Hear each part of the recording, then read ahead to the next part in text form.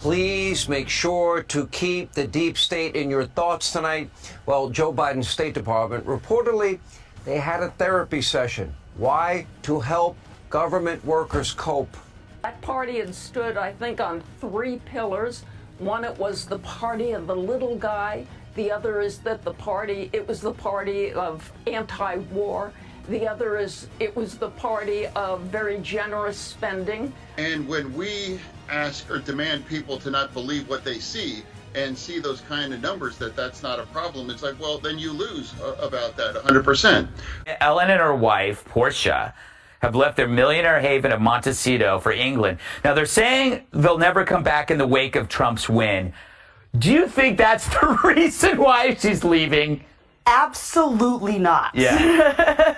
I mean, Ellen got canceled for real a few years ago from just being a jerk. Yeah. Like, it wasn't like a single comment she said or something she did, just lots of people saying that working for her was a living nightmare and that she's a jerk. And I think that's probably why she wants to leave, because she hasn't really been able to make a comeback. Yeah. I mean, remember how everybody loved Ellen? They're like, Ellen, we love you. Ellen's here, yay. And then that all went away. So she probably has been thinking of a reason to leave, and now she thinks that this is the reason to try to make it look like some sort of, look how afraid I am. I feel how you feel because I'm, of Trump. Yeah, it was just the excuse. She is, Emily, I watched her comedy special. It was like a huge pity party. It was about how she was lamenting how her reputation has suffered. She's essentially as popular as a pit bull with monkeypox. But she's putting this on Trump. Do you think that she's going to be, just everybody's going to love her in England? Especially the jihadis who love the lesbians so much. They're going to love her there. I think she's fleeing for way more than her anger over Trump. If Trump is truly responsible for Ellen's exodus, shouldn't that go down as his greatest achievement in the last 8? I mean, he should get the Nobel Prize. He's literally going to have a who's who of left. I mean, the entire 80s music catalog is gone. You got Springsteen, Cher, Madonna. I'm still waiting for Jimmy Kimmel to leave, like he promised. He's supposed to leave also. Yeah. Listen, they're all saying this, and I guess in some way that it just proves how out of touch they are with the people that they wanted to convince to believe in them, because your heroes that told you he was Hitler are leaving you. Basically, she's not saying anyone who wants to come with me. Yes, come on. No, she was like, well, that's my time. Later, Marks, I'm out. Yeah. And then just leave them behind to go. Yeah, they don't have the choice. They must stay in the hell of Trump. We're out of here. By the way, Walter. I think we could let the illegal aliens stay if we get enough of Hollywood to self-deport. Yes. I will take 1,000. You know, exactly. I'll take 1,000 Venezuelan migrants for one share. Exactly. If you can get one Hollywood star to leave, you get to stay. Otherwise, it's out. You know what, though? It's funny. I just want to bring this up to you. You can comment or not. Yeah. So she left a celebrity base to go to London, and she's already ensconced with other celebrities. So she's basically still in the same bubble. She's not going back to London. She's going to Oxfordshire. And as the only person on this set who attended Oxford University. No, way to drop that in. It's true. I can tell you that there is nothing high British Oxford society loves more than a failed and despised American talk show host. I have a place to go. She's going to be right there partying with, Duran, what's left of them. And, she's already been seen at the Top Gear's pub and so on. Can you imagine how sad her life is going to be over there? Yeah. She's going to be like, I used to be big. First of all, she's going back to the Shire. She looks like she's going back to Hobbitland to me. She looks like she fits in perfect. She looks like a proper... She will fit right in under the toadstools of Oxfordshire. It is funny. She will not be sitting in a pub elbow to elbow with the plumber. She's already she's just moved from one rich place to the other. And like California's going to change under Trump. I'm the mayor of Dallas. My switch to the GOP last year should have been a wake-up call for Democrats. Mayor Eric Johnson wrote that, and he joins me now. Your Honor, why did you join the GOP right in the middle of your term of office?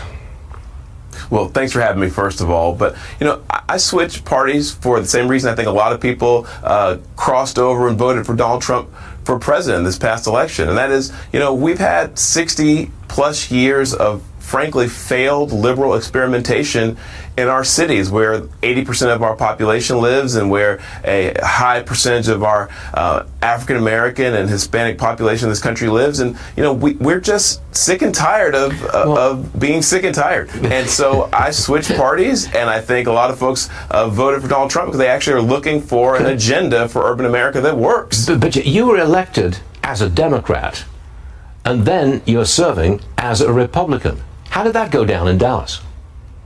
Well, I'll tell you what, we are elected on a nonpartisan basis. In Texas, all mayors are elected on a nonpartisan basis, but your party affiliation is pretty known. And so it did create some controversy. And there was an effort to recall me, actually, that failed miserably. Not a single signature ultimately got submitted, but there was an attempt by the local Democrat Party and some Democrat activists to have me removed from office. But look, the bottom line is the Democratic Party at that point should have gotten the wake-up call. They should have figured out that if the mayor of the 9th largest city in America, who's African-American and male, switched parties, that maybe we have a problem. Maybe there's something in the water. Turns out this last election showed that I wasn't some anomaly, but in fact, I was sort of a canary in the coal mine, and that a lot of African-Americans are thinking the same way.